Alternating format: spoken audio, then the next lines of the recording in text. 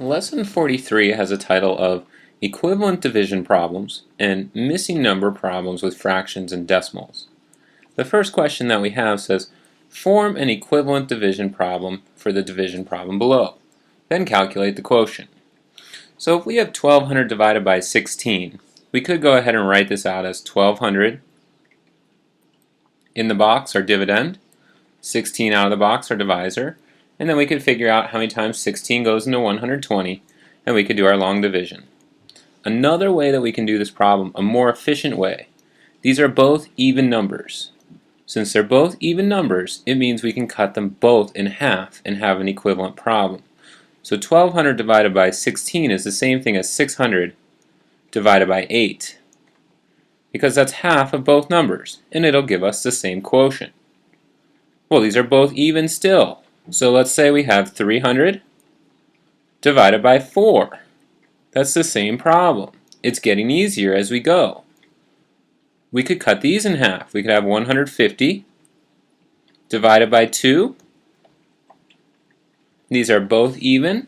So if we cut both of these in half, we'll be dividing by 1, and we'd have our final answer. Well, what's half of 150? 150 divided by 2. Well, 2 goes into 15 7 times. We get 14 with 10 left over after we subtract. And 2 goes into 10 5 times. We've got nothing left over, so we've got our answer. Our answer must be 75. We're all done. That's our quotient. 75 is the right answer for 150 divided by 2. It's also the right answer for 1200 divided by 16. So when we can form an equivalent division problem, it often makes it a lot easier for us to find the quotient. Let's look at another example. We want to form an equivalent division problem for the division problem below. Then calculate the quotient. 7.5 divided by 2.5. While working with mixed numbers, that can be challenging with division. Do you know how many times 2.5 will go into 7.5? If you do, write it down.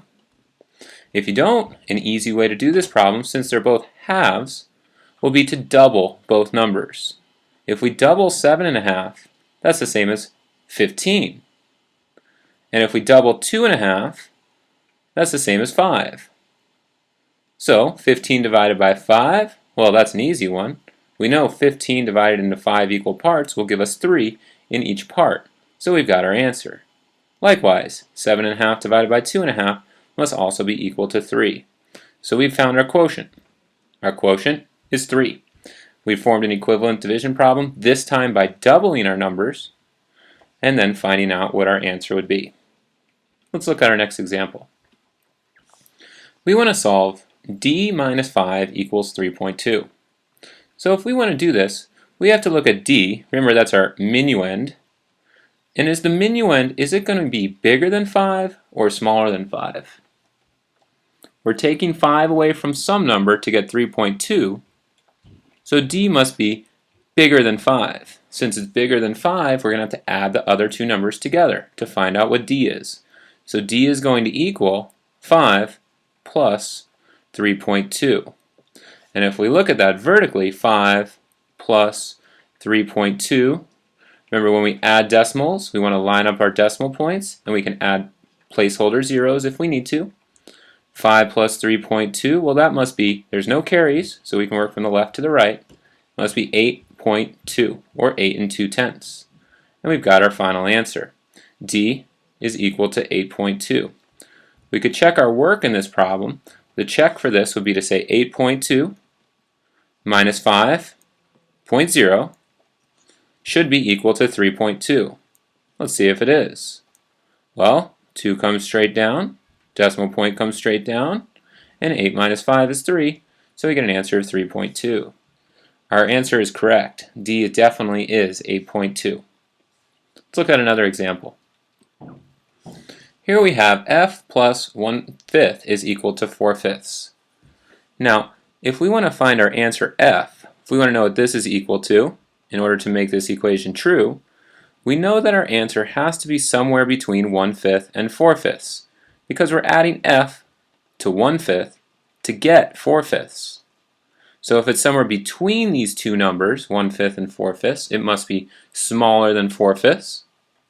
We're going to subtract. We're going to say 4/5 minus 1/5 to tell us what our answer is.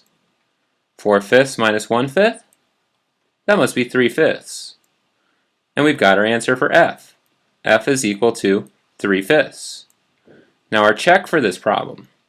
Our check for this problem would be to say 3/5 plus 1/5. And if we got the answer right for f, it should be equal to 4/5. When we add, 3 plus 1, that's 4. Denominator stays the same when we add fractions, so we get 4/5. We got the answer right. We could look at our next question now. Now we want to solve 3/5 times n equals 1. Whenever we have a number, fraction or whole number, that touches a variable, and it always means multiplication.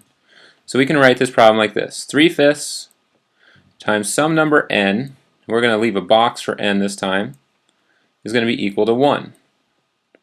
Now in order to find out a fraction multiplied by another fraction that gets us 1, we're always going to have to multiply by the reciprocal.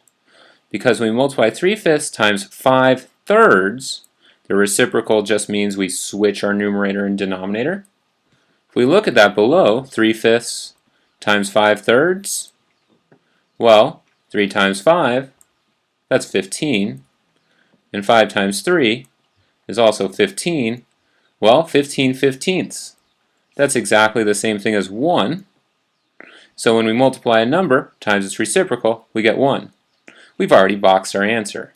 N must be equal to 5/3. We know we got this problem right because we checked it below. And we found out that when we multiply 3/5 times its reciprocal of 5/3, we get 15/15, which is the same as 1.